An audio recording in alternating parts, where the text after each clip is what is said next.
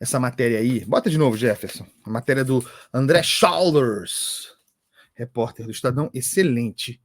Repórter, é do André mesmo, não é? Ou eu tô viajando? Baixa aí um pouquinho. É do André, tô certo.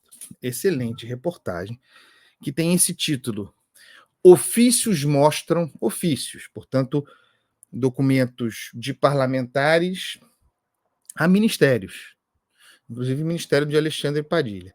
Ofícios mostram rateio irregular de emendas de bancada, que somam 11,2 bilhões. Emenda de bancada é emenda obrigatória, é emenda impositiva. São aquelas emendas das bancadas estaduais, independentemente do partido. E elas têm uma natureza muito específica. A destinação para obras de grande vulto. A destinação para obras, a palavra que eu odeio, mas que é usada no clichê orçamentário, lá no jargão, para obras estruturantes. Estamos falando de, repito, mais de 10 bilhões de reais distribuídos em emendas de bancada, que, diferentemente daquelas também positivas, as emendas individuais, têm a pretensão de enfrentar questões de monta, certo? São as emendas de bancada. O que acontece? Isso aí tudo é um subproduto da cultura do orçamento secreto, de que tanto falamos, que consiste no uso das estruturas, no caso, da ideia de bancada. Imagine uma bancada, vários parlamentares como fachada. A lógica do orçamento secreto é o uso de fachadas para dificultar identidades do padrinho dos dinheiros, usando essas fachadas para remeter dinheiro para as pontas. É a lógica do orçamento secreto. No caso da emenda de bancada, essa prática que a reportagem do André Schauders descreve é uma ilegalidade, uma violação formal, por meio da informalidade, da regra do jogo. O que acontece? Tem a emenda de bancada, esse valor, no entanto, se faz uma espécie de rateio individual, ou seja, se transforma a emenda de bancada em emendas individuais. É o aumento da emenda individual, uma ampliação informal de emendamentos impositivos, porque assim como as emendas individuais, as reais, as de bancada também são impositivas. Então tem a natureza da emenda de bancada pervertida, e aí eu vou só para dar o gostinho a vocês, dar uma passada aqui em trechos da reportagem do André, para vocês verem do que se trata. Com 11,2 bilhões no orçamento de 2024, as emendas de bancadas estaduais surgiram para financiar, como eu disse, grandes obras, definidas em comum acordo entre os congressistas de cada estado. Então, é uma emenda essencialmente impessoal, é uma emenda de natureza impessoal, é a bancada, não tem individualização. Mas não é o que vem ocorrendo nos últimos anos. Em várias bancadas, deputados e senadores passaram a dividir as emendas em pequenos montantes. Então, você tem a emenda de bancada com essa natureza impessoal para obras estruturantes. A rapaziada, em algumas bancadas, pega esse valor e rateia, como se fossem emendas individuais.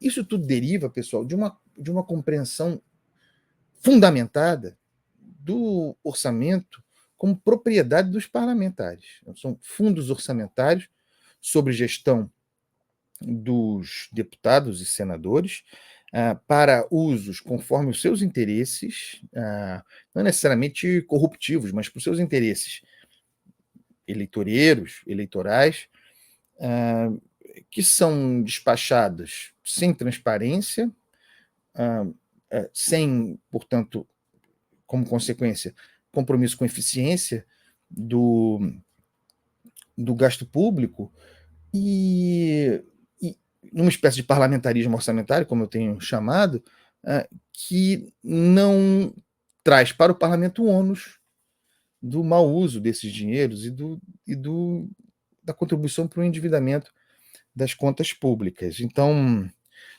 continuando, não vem ocorrendo nos últimos anos, em várias bancadas, deputados e senadores passaram a dividir as emendas em pequenos montantes a serem enviados para prefeituras e entidades, tratando-as na prática como emendas individuais. Então, é a perversão da emenda de bancada para ampliar a lógica das emendas individuais.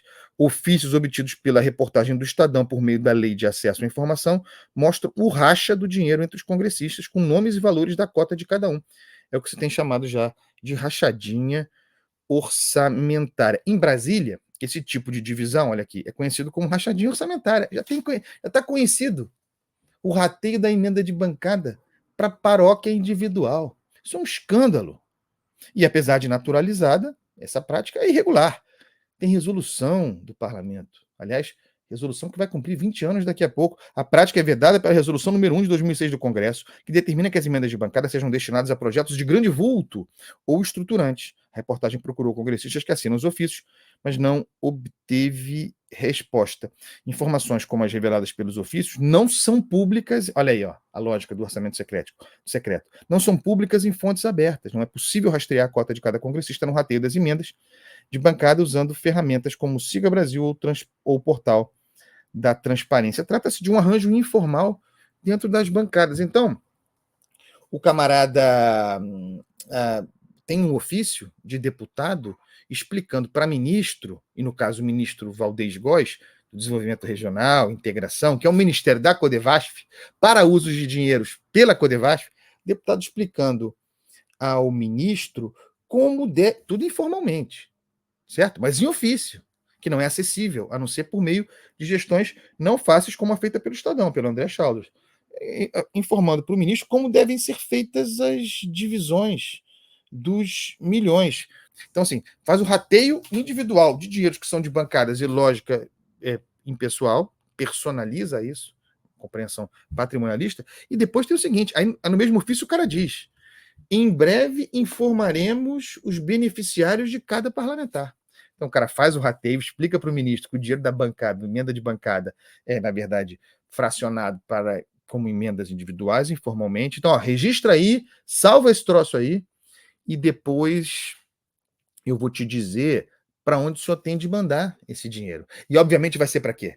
Retroescavadeira, compra de nada de estrutura, retroescavadeira, para pavimentação de estrada, funções, obviamente, que não são da Codevasf.